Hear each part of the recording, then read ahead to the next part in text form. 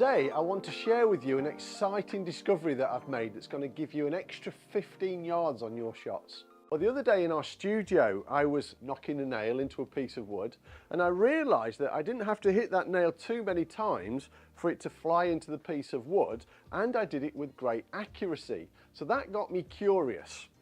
And I started to figure out what is actually happening with my wrist, what's happening with my elbow that's allowing me to knock that nail into a piece of wood so forcefully and with accuracy.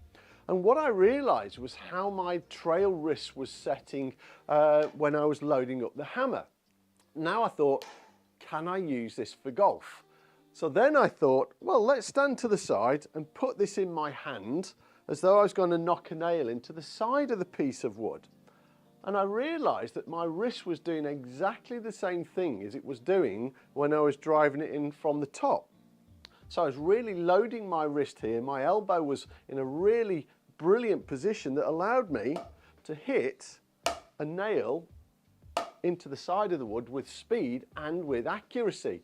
So that's gone 173 yards. And I didn't really feel I was hitting it particularly hard. So before, I used to kind of turn to here and cock my wrist, which was putting it in club in a pretty good position, but my wrist wasn't quite as set as it is when I feel that I'm knocking the nail in. So it feels a little bit more behind me, almost a sensation that the club is pointing slightly offline, but if I carried on turning, it'd be on a really good plane. But I love the fact that this wrist is fully loaded where I can unload it when I'm hitting the golf shots. It's a good idea to get the hammer and the nail. I'm not knocking it on top because we don't hit a golf ball that way, but it feels like I'm just knocking it into the side.